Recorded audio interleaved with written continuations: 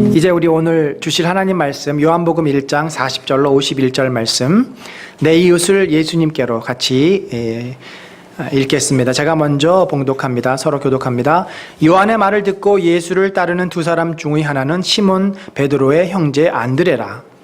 그가 먼저 자기의 형제 시몬을 찾아 말하되 우리가 메시아를 만났다 하고, 메시아는 번역하면 그리스도라. 데리고 예수께로 오니 예수께서 보시고 이르시되 내가 요한의 아들 시몬이니 장차 게바라 하리라 하시니라. 게바는 번역하면 베드로라.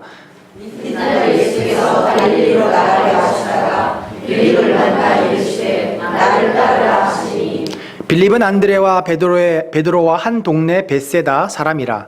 빌립이 나다나엘을 찾아 이르되 모세가 율법에 기록하였고 여러 선지자가 기록한 그 일을 우리가 만났으니 요셉의 아들 나사렛 예수니라. 나다나엘이 이르되 나사렛에서 무슨 선한 것이 날 수 있느냐? 빌립이 이르되 와서 보라 하니라.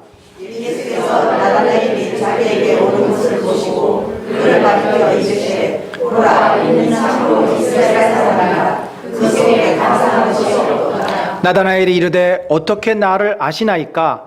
예수께서 대답하여 이르시되 빌립이 너를 부르기 전에 내가 무화과 나무 아래에 있을 때에 보았노라.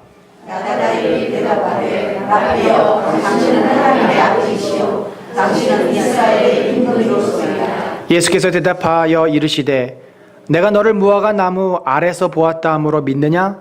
이보다 더 큰 일을 보리라. 또 이르시되 진실로 진실로 너희에게 이르노니 하늘이 열리고 하나님의 사자들이 인자 위에 오르락 내리락 하는 것을 보리라 하시니라. 아멘. 여러분들, 그 가장 강력한 그 홍보가 입소문이라는 것을 아십니까? 여러분들 가정 가운데 그 딤체 아시죠? 딤체.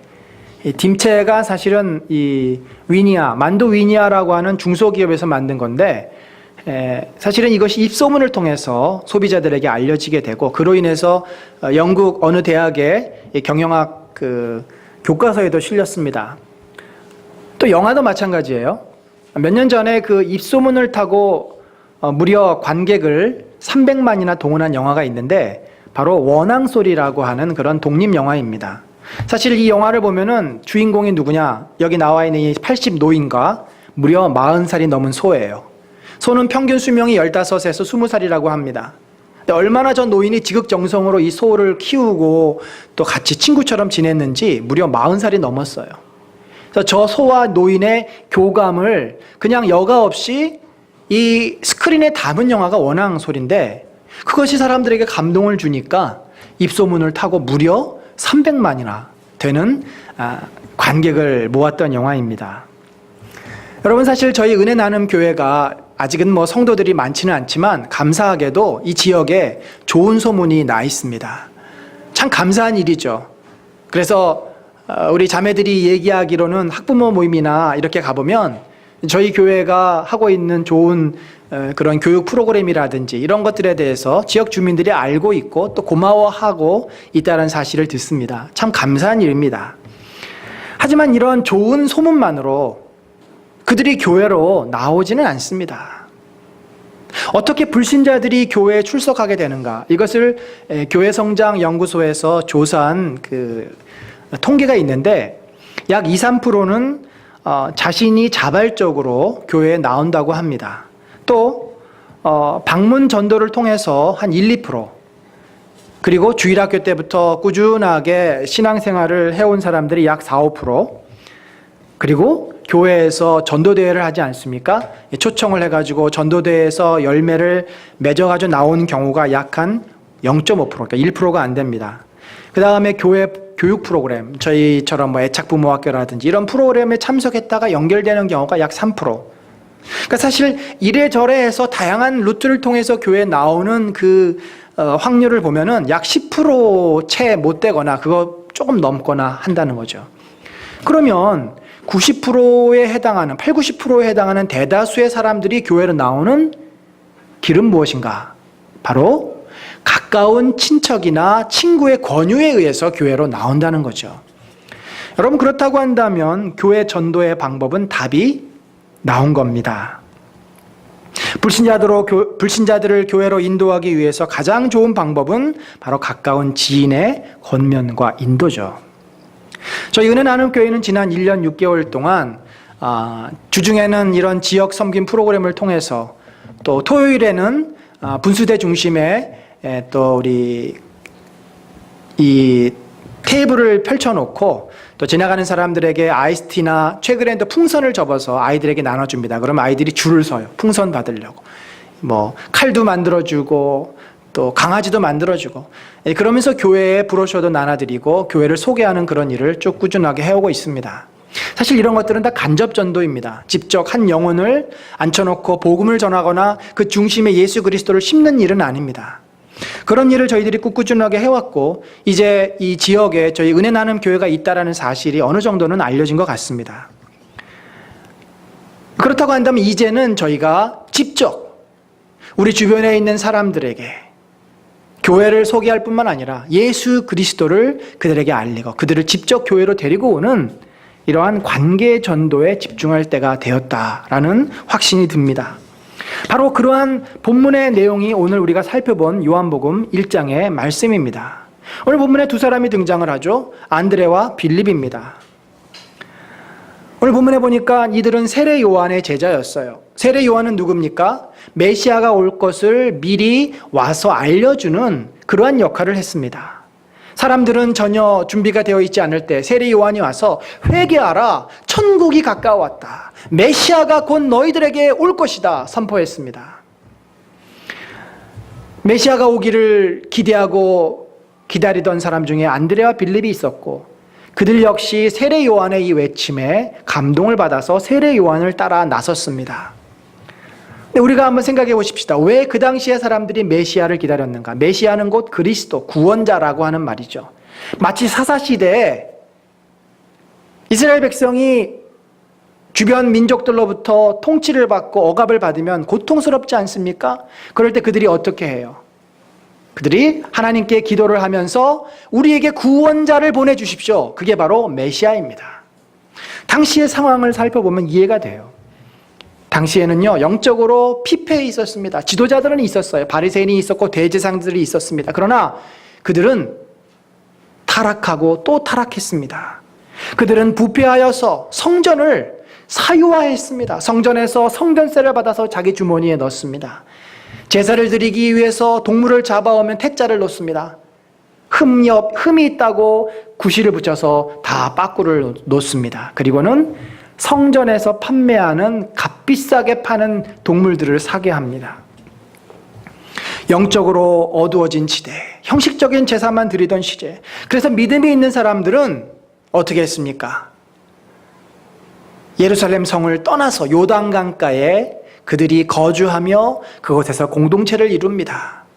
그들이 말씀을 묵상하고 메시아가 올 것을 기다리면서 살았습니다. 그런 공동체가 쿰난 공동체 같은 모임이었고 세례 요한도 그들 가운데 한 무리였다, 이렇게 볼 수 있어요.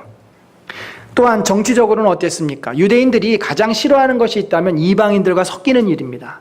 그런데 저 로마 군병들이 그들이 가장 귀하게 여기고 성스럽게 여기는 예루살렘 그 한 복판에 들어와서 그 땅을 차지하고 있으니 그들이 얼마나 고통스럽겠습니까? 그들을 쳐다만 보는 것도 괴로운데 그들이 자기들을 통치하고 있으니 오장육부가 뒤틀어지고 너무 고통스러워서 틈만 나면 반란을 일으키고 틈만 나면 하나님께서 저 이방 민족을 제거해 주시기를 그들이 날마다 간절히 소원했습니다. 지도자들은 자기 배를 채우려고 백성들을 탄압하고 모른 채 하고 많은 세금을 걷어 로마에게 보내니 일반 사람들은 어떻겠습니까? 하루 한 끼 먹는 것이 어려웠어요. 요즘은 일부러 건강을 위해서 하루 한두 끼 먹지 않습니까? 요즘은 일부러 금식을 해요. 그런데 그 당시에는 하루 한 끼 먹는 것이 너무나 힘들었어요. 그러니까 이틀에 한 끼 먹는 사람도 있을 수 있고 예수님께서 빈들에 모인 이 수많은 무리들을 바라보셨을 때 마음이 너무 고통스러웠어요. 왜 그랬습니까? 그들 가운데는 며칠을 굶은 사람들도 있었어요. 예수님이 이 오병이어의 기적, 빵을 만드는 기적을 보이면 저들이 분명히 예수님을 왕으로 삼을 것이다. 너무나 잘 알고 계셨죠. 그럼에도 불구하고 그들이 너무나 굶주려 있었기 때문에 주님은 저들에게 빵을 주신 것입니다. 이러한 고통, 암울한 상황을 끝내고 하나님의 나라를 그 땅에 다시 이룩할 그 메시아가 오리라 기다렸던 것은 당연한 일입니다. 영적으로 조금만 경건한 사람들은 모두 다 메시아가 속히 와서 이 로마를 물리치고 하나님의 나라를 다시 회복해야 한다고, 다윗의 왕권을 회복해야 한다고 그렇게 기도하고 간절히 바라고 있었습니다. 그런데 그러던 어느 날 세례 요한이 안드레와 빌립을 데리고 가다가 이렇게 이야기를 합니다. 저기 저 가는 저분이 바로 하나님의 어린 양이다. 하나님의 어린 양이다라고 하는 표현은 저분이 우리가 기다리던 메시아다라는 말이죠. 그 이야기를 안드레와 빌립이 듣자 귀가 번쩍입니다. 어디요? 저분이 바로 우리가 기다리던 그 메시아입니까? 그들은 더 이상 세례 요한 밑에 있을 필요가 없습니다. 그 즉시 예수님께 달려갑니다. 선생님, 주님이시여 어디 계시옵니까? 당신이 어디 계시든지 이제부터 우리가 당신을 따르겠나이다. 그들은 드디어 그토록 기다리던 메시아를 만났습니다. 얼마나 기뻤을까요? 얼마나 감격스럽겠습니까? 이제 이 모든 암울한 시대를 끝내고 하나님의 회복을 우리에게 줄 수 있다니 그들이 너무나 기뻐해서 그 기쁨은 이루 말할 수가 없었을 것입니다. 여러분, 저에게도 하나님을 만나서 처음으로 경험했던 큰 은혜, 기쁨을 기억합니다. 아마 그 당시에 제가 사춘기 때였고 중학교 2학년 14살 때였는데 저희 집이 좀 편안치가 않았어요. 저희 어머니도 저를 잘 돌봐주시지 않았고 제 실제적인 필요들이 제대로 충족되지 않아서 늘 짜증이 나고 힘들었습니다. 거기다가 식구들끼리 늘 갈등하고 그러니까 집안에 가는 것이 싫어요. 늘 복잡하고 소리도 크고 싸우고. 그래서 저는 학교에서 돌아오는 길에 집 앞에 큰 길에 교회가 있었는데 상가에 있었던 조그만한 개척교회였습니다. 그 교회에 들려서 기도를 하고 들어갔습니다. 안 그러면 마음이 너무 힘들어서 집에 들어가는 게 싫었어요. 근데 어느 날 정확히 언제인지는 모르겠지만 제가 중학교 2학년 때 그날도 무거운 마음을 끌고 가서 기도를 하고 있었는데 때로는 눈물을 흘리기도 하고 속상하니까 울기도 하고. 그런데 기도하는 가운데 하나님께서 나를 따뜻한 품으로 품어주시는 것을 느끼게 되었습니다. 평소에 못 느끼던 그런 느낌이었어요. 왠지 하나님이 나를 감싸 안아주시는 듯한 느낌. 그러면서 제 무거운 마음이 사르르 녹아지고 마음에 있었던 속상함, 원망스러움, 분노 이런 것들이 사라지면서 나도 모르게 마음이 기뻐지고 감사가 나오기 시작했습니다. 하나님께서, 성령께서 제 마음 가운데 임재하신 거죠. 처음으로 하나님 안에서 기쁨을 경험한 것입니다. 그 순간 너무너무 감사했어요. 주님 감사합니다. 하나님 감사합니다. 계속 감사의 기도가 나오고 자연히 그러면서 제 마음 한구석에 주님께서 나를 이렇게 사랑하시는데 주님께서 나를 이렇게 붙잡아 주시는데 내가 이제 주를 위해서 헌신해야 되겠다. 그러니까 처음으로 그때 제가 사역자가 되기로 결심하고 작정을 하게 됩니다. 여러분들도 이런 나름대로 어떤 비밀들, 신앙의 뜨거운 첫사랑, 첫 만남, 하나님 안에서 은혜를 경험했던 그 순간들이 저는 있으리라 확신합니다. 우리가 그 믿음의 고백들이 있어야 돼요. 사실 예수 그리스도를 소개하고 복음을 전할 때 내 안에 있는 그 기쁨과 은혜가 없이 복음을 전한다라고 하는 것은 굉장히 몸이 건조할 수 있어요. 여러분, 때로는 우리가 그것을 잊어버리기도 합니다. 이미 너무 오래돼서 묻어놓기도 해요. 그러나 잘 생각해보고 돌이켜보면은 예수 그리스도께서 나에게 주신 은혜들이 있습니다. 기도에 응답들이 있었고 나를 사랑하신다는 고백들을 하셨어요. 내가 그것을 잘 못 듣고 스쳐 지나갔을 뿐이지 분명히 주님은 우리를 부르셔서 이 자리에 우리가 앉아있는 것입니다. 여러분, 우리가 다시 한번 생각해 보십시다. 신앙의 가장 기본, 중요한 질문은 무엇입니까? 예수 그리스도가 나에게 누구인가? 여러분, 만약에 우리가 예수 그리스도를 그저 4대 성인 중에 하나로 알고 있다면 하나님의 아들이라고 말을 하고 구세주라고 말을 하는데 여전히 내가 믿어지지 않는다고 한다면 우리가 복음을 전한다든지 사랑을 다른 사람들에게 베푸는 일이 굉장히 어색하고 힘들고 부담스러운 일이 돼요. 왜냐하면 나부터가 내 죽음의 문제, 내 인생의 문제가 해결이 안 되었기 때문에 누군가에게 복음을 전한다고 하는 것은 얼마나 내 스스로가 어색한 일이겠습니까? 여러분, 우리가 예수 그리스도를 내 인생의 구세주로 모셨을 때 어떤 축복을 얻었죠? 요한복음 5장 24절에 보면은 예수를 믿는 자는 영생을 얻었고 심판에 이르지 아니하나니 사망에서 생명으로 옮겼다라고 말씀하고 있습니다. 여러분, 우리는요 예수 안에서 새로운 생명을 얻었습니다. 영생을 얻었어요. 이것은요 예수를 믿지 않는 사람에게는 절대 있을 수 없는 일입니다. 예수를 믿고 주님의 자녀가 된 사람들에게만 주어지는 하나님의 놀라운 축복이요 특권입니다. 우리는 이미 하나님과 함께 동거동락하는 그 축복으로 들어갔습니다. 육신은 멈출 때가 있을 것입니다. 그러나 이 영혼은 죽지 않고 천국으로 옮겨져서 영원한 안식을 누리게 됩니다. 물론 우리가 예수를 믿었다고 해서 지금 이 시간에 내가 온전하게 변화된 것은 아닙니다. 여전히 나는 부끄럽습니다. 부족합니다. 내 못된 성품 그대로 있습니다. 변화되지 않은 습성 그대로 있습니다. 죄성이 아직도 나를 다스립니다. 그러나 우리에게는 무엇이 있습니까? 세상 사람들이 없는 예수님의 은혜가 있습니다. 예수님이 나에게 은혜를 주셨어요. 예수님이 나를 사랑하신다고 고백하셨고 나에게 찾아오셨습니다. 저는 그래서 세상 사람들과 우리들이 가장 큰 차이가 있다면 바로 우리에게는 주님의 은혜가 있다는 것이라고 믿습니다. 슬플 때, 속상할 때 주님은 우리를 위로해 주십니다. 두려워서 벌벌 떨 때 주님은 나에게 평안을 허락해 주십니다. 여러분, 세상 사람들은 어떻게 자기의 문제와 어려움을 극복하려고 합니까? 자기 힘으로 용을 쓰고 애를 쓰죠. 그래서 너무 힘드니까 때로는 술로, 그것을 잊기 위해서 도박으로, 쾌락으로 그렇게 살아가지만 그게 잊어집니까? 해결이 됩니까? 또다시 찾아옵니다. 또다시 그러면 또 피합니다. 이 안타까운 반복을, 이 굴레를 벗어나지 못하고 죽을 때까지 하다가 처절하게 절망하면서 죽는 것이 세상 사람들의 삶입니다.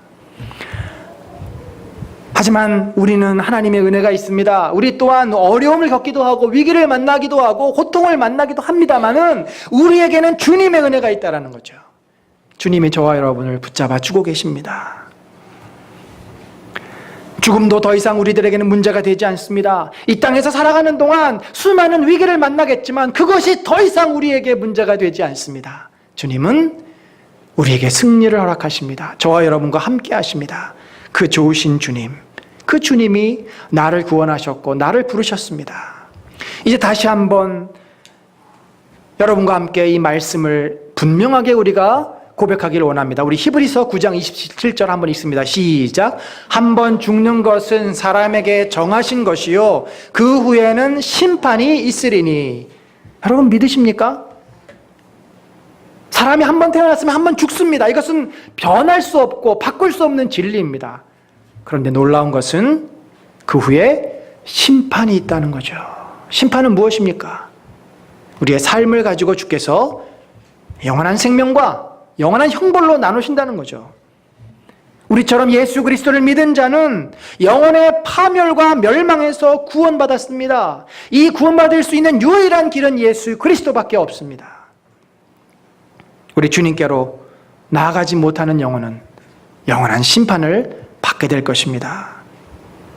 사랑하는 성도 여러분, 이미 내 안에 주께서는 구원을 주셨고 은혜를 주셨습니다. 그 은혜, 그 축복을 잊지 맙시다. 그 은혜와 그 축복을 늘 내 마음 가운데 기억하고 되새기고 감사한다면 우리가 주변 사람들을 돌아보고 그들에게 다가서고 그들을 사랑으로 품는 일이 훨씬 더 수월해지고 그러한 열정을 우리가 가질 줄로 믿습니다. 그러한 구원의 감격, 구원의 기쁨, 구원의 확신이 저와 여러분의 삶에 늘 넘치시기를 간절히 축원합니다. 안드레가 이 메시아를 만나고 나자마자 어떻게 했습니까? 혼자 골방에 들어가서 신나서 소리치고 자기 혼자만 그 사실을 알고 있었습니까? 예수님께서는 등경 위에 등불이 어떻게 된다고 돼 있어요?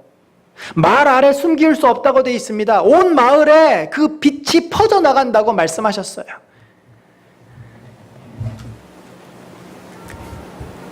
원문에 보면은 안드레는 자기의 형제 시몬 베드로에게 찾아갑니다. 그러면서 이렇게 얘기를 해요. 우리가 메시아를 만났다라고 하면서 그를 데리고 예수께로 갑니다.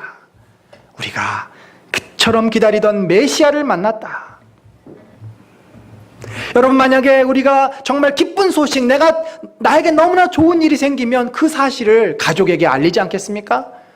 저도 저희 큰아이가 장학금을 받게 됐는데 얼마나 생각을 못했던 일이라서 얼마나 기쁜지 금방 전화기를 붙잡고서 가족들에게 연락을 하게 되더라고요. 이것은 당연한 일입니다.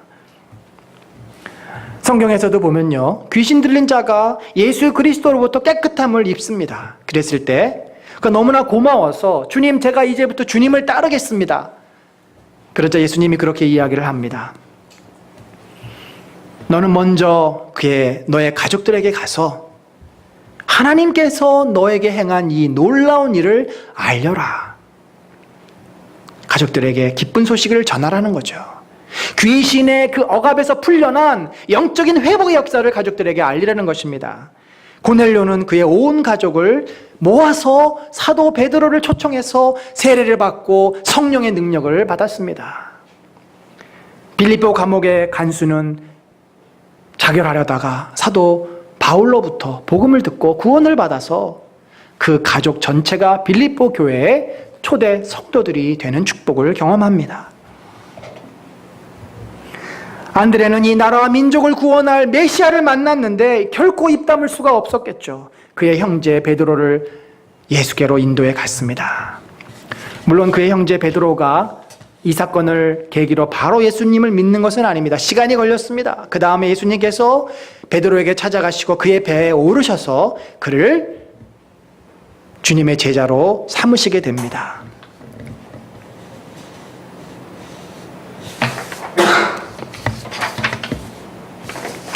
사랑하는 성도 여러분, 내가 주님께로 인도해야 할 가족은 누구입니까? 여러분 생각해 보십시오. 이 좋은 예수님을 나만 알고 있어서 되겠습니까? 가족이라서 물론 이런 이야기를 속마음을 더 말하기가 어려울 수 있어요. 참 놀라운 통계는 우리 대한민국 가족 사이에 자기가 생각하는 가장 그 중요한 일들, 소중한 일들을 허심탄회하게 나누는 가족이 별로 없다. 그러니까 제가 볼 때 우리 문화에서 가족 전도가 어려운 가장 큰 이유 중에 하나는요, 소통이 막혀 있기 때문에 그렇습니다.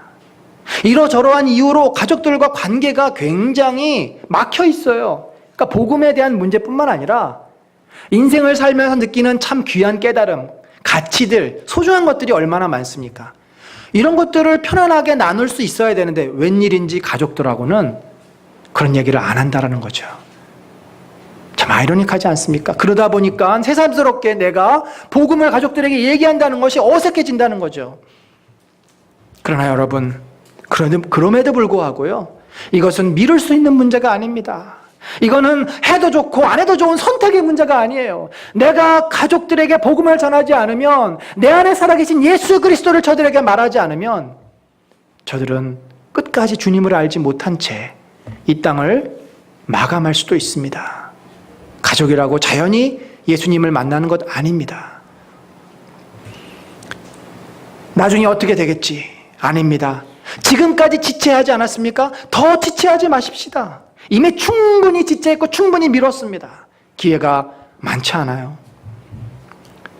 예수님께서 최근에 나에게 어떤 은혜를 주셨고 나를 어떻게 인도하셨는지 가족들에게 말씀하세요. 편안하게. 강요하라는 것이 아닙니다. 내 신앙을, 내 변화를, 내 마음의 예수 그리스도를 그들에게 알리라는 것이죠. 빛이 숨기지 못하고 비춰지듯이.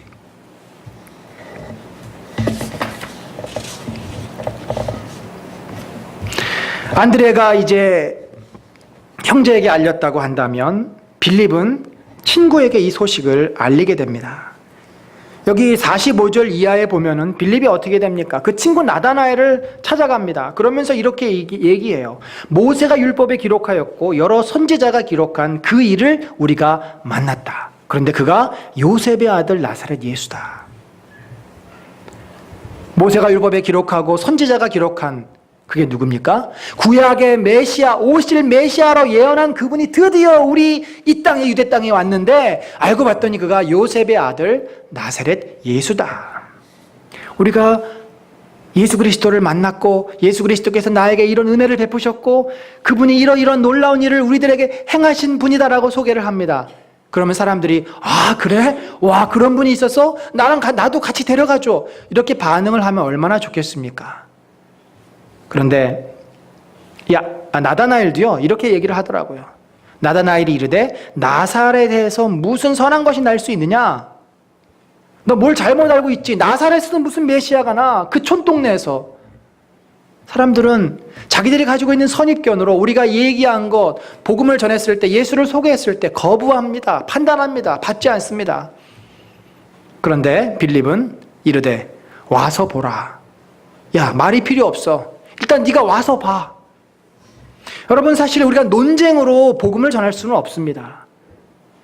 이미 마음에 믿지 않고 있기 때문에 마음으로 이 논쟁으로는 복음을 전할 수가 없어요. 제일 좋은 것은요.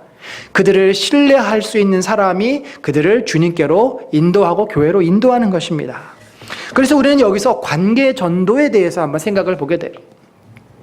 성경에 보면 수가성 여인은 예수 그리스도 메시아를 만난 다음에 동네로 들어갑니다. 동네 사람들에게 다 이야기해서 그들을 예수님께로 데리고 와요.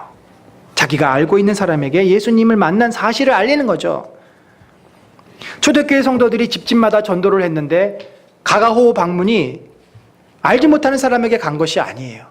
자기가 평소에 아는 사람, 친척집, 친구집, 이웃들에게 찾아간 것입니다.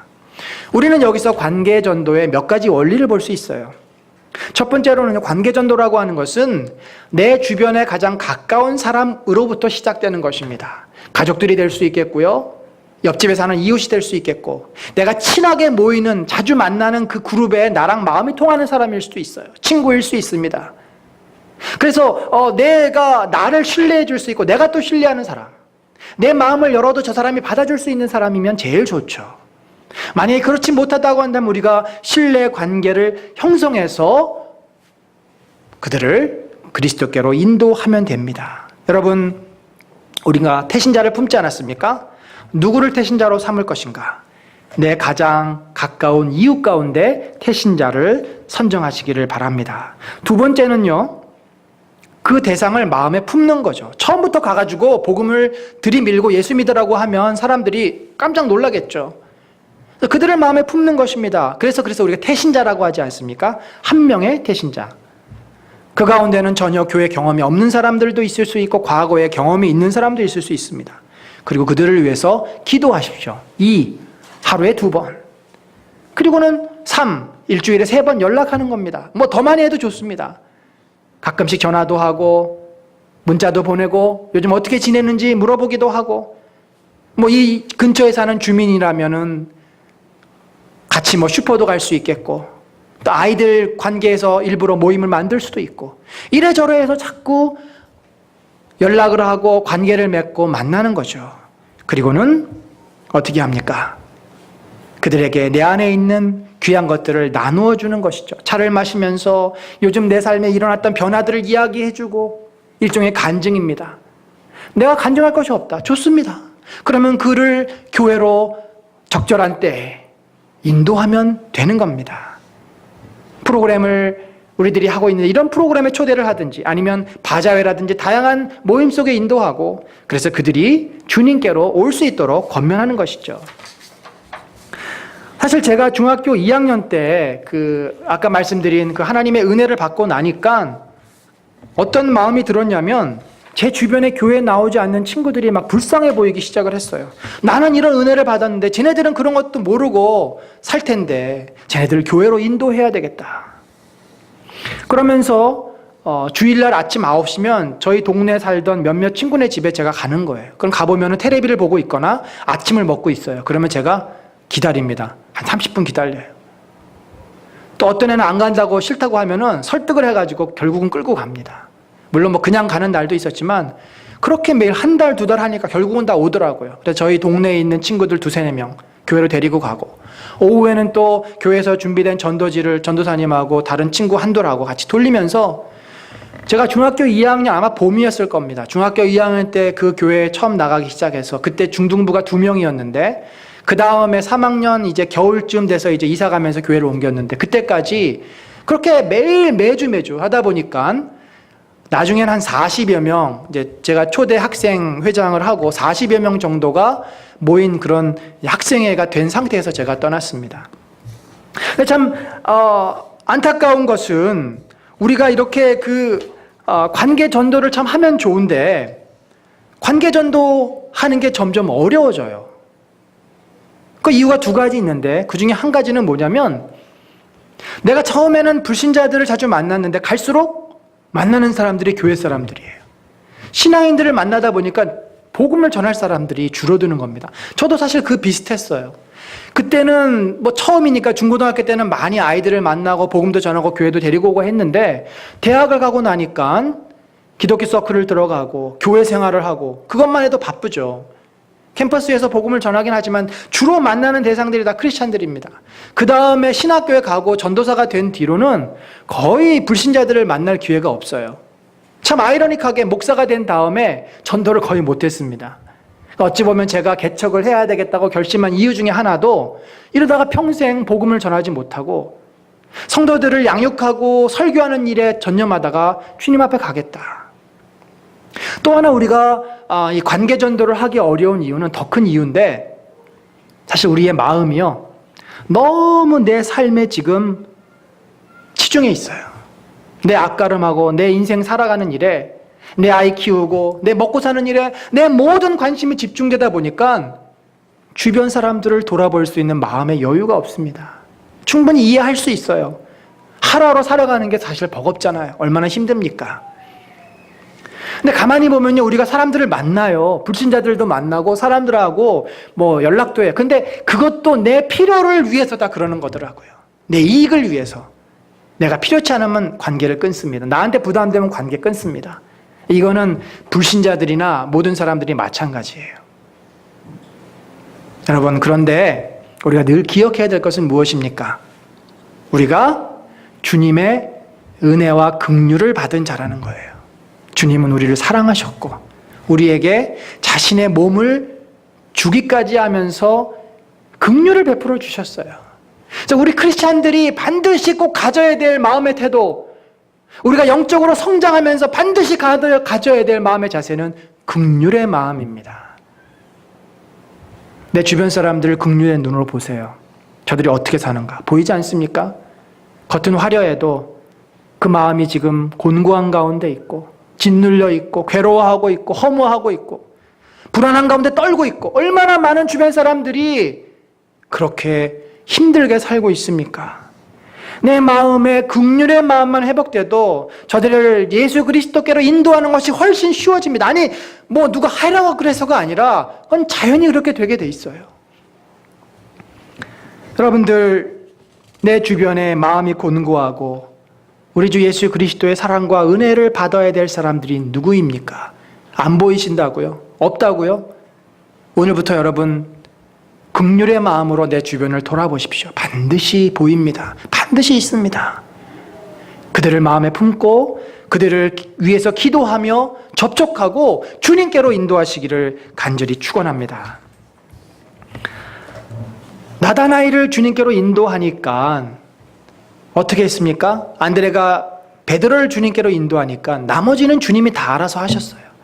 주님께서 베드로를 제자 삼으셨고 나다나엘에게 놀라운 영적인 축복을 약속하셨습니다. 이렇게 말씀하세요. 예수께서 대답하여 이르시되 내가 너를 무화과나무 아래서 보았다 함으로 믿느냐? 이보다 더 큰 일을 보리라. 진실로 진실로 너희에게 이르노니 하늘이 열리고 하나님의 사자들이 인자 위에 오르락 내리락 하는 것을 보리라. 이 영적인 놀라운 축복을 너희가 경험하게 될 것이다. 우리가 할 일은 내 주변의 불신자들을 찾아가서 그들의 마음을 주님께로 이끌어가는 것입니다. 그들을 향한 긍휼의 마음을 품고 저들을 주님께로 인도하는 것입니다. 주님께로 인도하면 주께서 저들을 변화시켜 주실 줄로 믿습니다. 이제 말씀을 맺겠습니다. 여러분, 전도는 무엇입니까? 전도는 사랑입니다. 전도는 긍휼의 마음을 품는 것입니다. 전도는 고통 가운데 절망하는 영혼을 향해서 관심을 갖고 다가서는 것입니다. 내가 저들을 설득할 필요 없어요. 저들을 논리적으로 굴복시켜야 되지 않습니다. 그것은 우리가 할 일이 아닙니다. 성령께서 하실 일입니다. 전도는 따뜻한 마음으로 그들을 이해하고 그들을 긍휼히 여기고 그들의 이야기를 들어주고 그렇게 다가서면 자기들에게 따뜻한 마음으로 찾아오는 사람을 거부하는 사람은 없습니다. 사실 여러분, 우리들뿐만 아니라 이 세상의 모든 사람들이 무엇을 원하고 있는 줄 아십니까? 자기를 진심으로 사랑해 주는 것을 기다리고 있어요. 누군가가 내 이야기를 좀 잘 들어주기를 바라고 있고요.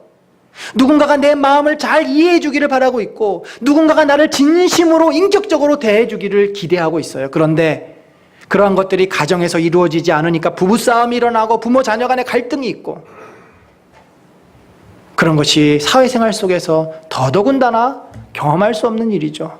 근데 우리가 진심으로 상대방을 어떤 목적에 의해서가 아니라 진심으로 그 영혼을 사랑하고 이해하고 품고 긍휼히 여기고 그 이야기를 들어주고 공감해 준다면, 다가선다면 그 영혼은 마음을 열 것입니다. 우리 주님은 먼저 우리에게 은혜를 주셨습니다. 복음을 알게 하셨고 구원해 주셨습니다. 예수 그리스도께서 이 땅에 오신 목적은 잃어버린 영혼을 찾기 위해서입니다. 사랑하는 성도 여러분, 내가 먼저 예수 그리스도를 소개받고 예수 그리스도의 은혜를 받았다고 한다면 이 다음에는 우리 차례입니다. 그 사랑이 나를 통해서 다른 자에게 흘러가야 합니다. 아브라함의 복음이 우리에게 왔고 이제 우리를 통해서 내 주변 사람들에게 전해져야 돼요. 안주하지 맙시다. 마음을 열고 내 주변에 불쌍한 영혼들을 품고 그들을 기도하며 저들을 주님께로 인도하는 저와 여러분의 복된 생애가 되시기를 예수 그리스도 이름으로 간절히 축원합니다. 우리 이 시간에 기도합시다. 같이 기도할 때 주님, 저희 마음에 긍휼의 마음을 주시고 내 인생, 내 문제 살아가느라 내가 주변 사람들을 전혀 돌아보지도 못했지만 빌립처럼 안드레처럼 내 가족을, 내 주변에 있는 사람들을 긍휼히 여기고 저들을 품고 저들에게 다가서게 하여 주시옵소서. 저들을 주님께로 인도할 수 있는 마음의 열정을 허락하여 주시옵소서. 우리 같이 한번 기도합니다.